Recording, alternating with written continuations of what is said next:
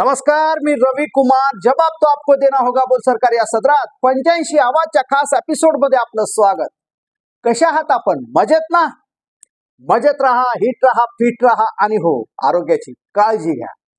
चला तर मग विषयाकडे वळूया. आजचा विषय आहे महाराष्ट्राच्या जनतेला उत्तर मिळालं. तशाही कुबड्या हटवायच्याच होत्या. अमित शहांनी तशी हिंटही दिली होती.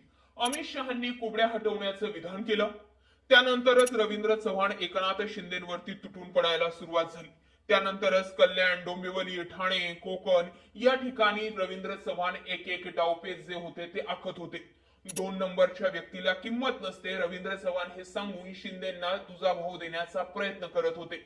हे सगळं सुरू झालं होतं अमित शहांच्या कुबड्या हटवण्याच्या विधानापासून. त्याआधीही बरंच पुलाखालून पाणी वाहून गेलं होतं. योगेश कदम, संजय शिरसाट, दादा भुसे, संदीपान भुमरे यांसारखे अनेक मंत्री अडचणीत आणले जात होते. अजित पवारांच्या 2 मंत्र्यांच्या विकेट पडल्यात. माणिकराव कोकाटे, धनंजय मुंडे आणि आणखी अडचणी वाढत होत्या. प्रश्न तयार होत होता, भाजप हा पक्ष असा नाहीये की आपल्या सोबत आलेल्या लोकांना अडचणीत आणेल. भाजप सोबत गेलं की त्यांच्या वॉशिंग मशीन मध्ये क्लीनच होऊन बाहेर पडतं, हा इतिहास सांगत होता. नाहीतर विचार करा ना, प्रफुल्ल पटेल, सुनील तटकरे, छगन भुजबळ यांच्यासारखे दिग्गज लोक भाजपामध्ये जाऊन कशाला बसले असते, किंवा त्यांच्या सोबत मांडीला मांडी कासाठी लावली असते. पण असं सगळं असताना सुद्धा एक एक मंत्री अडचणीत येताना दिसले. संजय शिरसाट, योगेश कदम यांचं मंत्रिपद जाता जाता वाचलं. एकनाथ शिंदेची शिवसेना आधी उद्धव ठाकरेंपासून शिंदेंनी फोडली आणि आता शिंदेची शिवसेना भाजपा फोडत होतं. पण शिंदेची किमया म्हणावं लागेल किंवा मग शिंदेचं डोकं म्हणावं लागेल की त्यांनी आपली शिवसेना हायजॅक होण्यापासून वाचवली आणि शिंदे वेगळ्याच पद्धतीने तरले. हे मान्य करून चालावं लागेल की आता एकनाथ शिंदे ज्या ज्या अँगलनी स्ट्रॅटर्जी करतायत, ज्या ज्या अँगलनी डोकं लावून खेळतायत, नाराजी तर नाराजी, बंड तर बंड, पण थेट भाजपच्या अंगावर जात आहेत. त्यावरून हे समजतंय की एकनाथ शिंदे लगेचच्या लगेच तर संपत नाहीये. हा, शिंदेसोबत गेलेले मंत्री आमदार हे पुढच्या 5 वर्षांमध्ये किती सोबत राहतात, किती संपतात, किती फुटतात, हा पुढचा भाग राहिला. मात्र एकनाथ शिंदे हा माणूस आत्ताच्या आत्ता फुटणार नाही किंवा संपणार नाही, हे मागच्या काही घटनांवरून अधोरेखित होताना दिसतं. पण हे सगळं सुरू असताना अगोदर नगर परिषदांच्या निवडणुकांमध्ये भाजपने एकनाथ शिंदेना हायजॅक केलं, त्यांच्या भोवती चक्रव्यूह तयार केलं. ते चक्रव्यूह एकनाथ शिंदेंनी भेदलं सुद्धा, नाहीतर 57 नगर परिषदा त्यांच्या ताब्यात येतही नव्हत्या. आता दुसरी बारी ही अजित पवारांची आहे. नगर परिषदेच्या एक्झाम मध्ये किंवा त्या परीक्षेत शिंदे तरले आणि काठावर का होईना मात्र पास होऊन दाखवलं. आता महानगरपालिका निवडणुकांमध्ये तोच प्रयोग अजित पवारांवर होतोय. फरक इतकाच की इथे शिंदे नाही, अजित पवार आहे.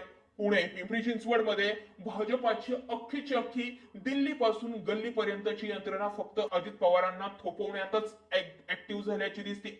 चंद्रशेखर बावनकुळेंनी किती मोठं विधान केलं याचा विचार केला? तुमची सिंचन घोटाळ्याची फाईल अजून बंद झालेली नाहीये, तो विषय कोर्टात आहे. त्यामुळे तुम्ही ते विसरू नका. हे बावनकुळे थेट अजित पवारांना चॅलेंज देऊन बोलतात, याचा अर्थ अजित पवारांच्या मर्मावर घाव चंद्रशेखर बावनकुळेंनी टाकला होता. दुसरीकडे महेश लांडगेंसारखा साधा आमदार असणारा माणूस सुद्धा भ्रष्टाचारांचे आका तुम्ही आहात आणि तुमचे भ्रष्टाचार लपवण्यासाठी तुम्ही भाजपा या पक्षात आलेला आहे असा आमदार एक बोलत आहे. याचा अर्थ समजतोय अजित पवारांना किती घेरलं गेलेलं आहे. चंद्रकांत पाटील, मुरलीधर मोहोळ, चंद्रशेखर बावनकुळे, देवेंद्र फडणवीस, इकडनं महेश लांडगे सगळे एकटे अजित पवारांना घेरा घालण्याचा प्रयत्न करतायत. अर्थात या महानगरपालिका निवडणुकांमध्ये सुद्धा अजित पवारांवरती जो शिंदेच्या वेळी प्रयोग केला तोच अजित पवारांवर होतोय.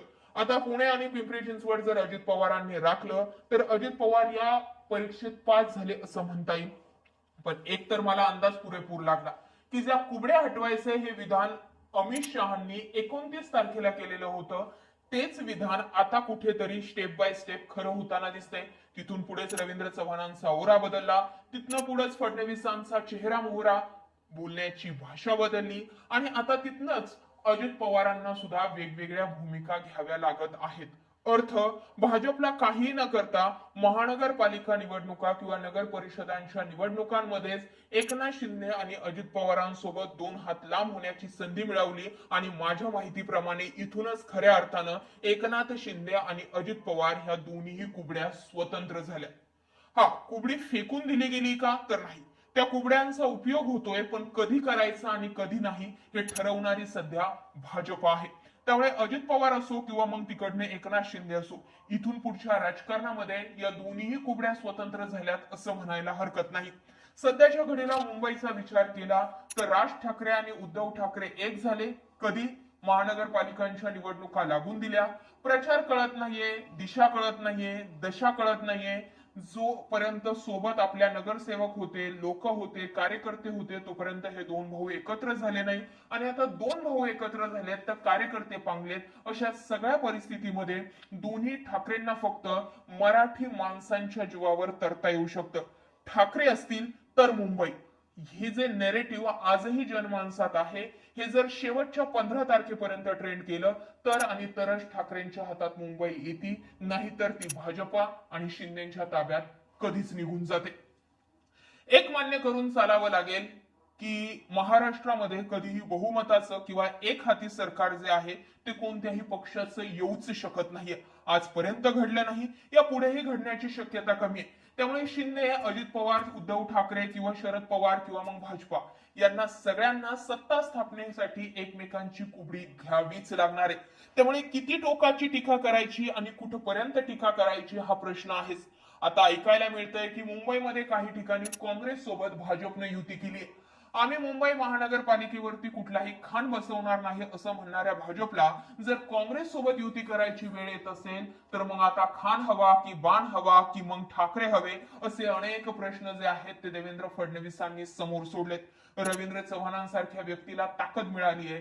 त्या ताकदीच्या जीवावरती विलासराव देशमुखांवरती केलेले स्टेटमेंट सांगते की रवींद्र चव्हाणांना आणखी बरंच तरावं लागणार आहे. कदाचित लातूर ते एकाच विधानामुळे भाजपच्या हातातून निघून गेले असं म्हणायला सुद्धा जागा उरते. या सगळ्या गोष्टींकडे तुम्ही कसं पाहता? शिंदे अजित पवारांची कुबडी आता स्वतंत्र झाली का? फडणवीसांनी केलाय तो खेळ भविष्यामध्ये त्यांच्या अंगलट येईल का? गरज सरो आणि वैद्य मरो या फडणवीसांच्या किंवा भाजपच्या धोरणावरती शिक्का लागण्याचं काम जे आहे ते नगर परिषदा किंवा या स्थानिक स्वराज्य संस्थांच्या निवडणुकांमध्ये झालंय का? की यालाच राजकारण म्हणतात.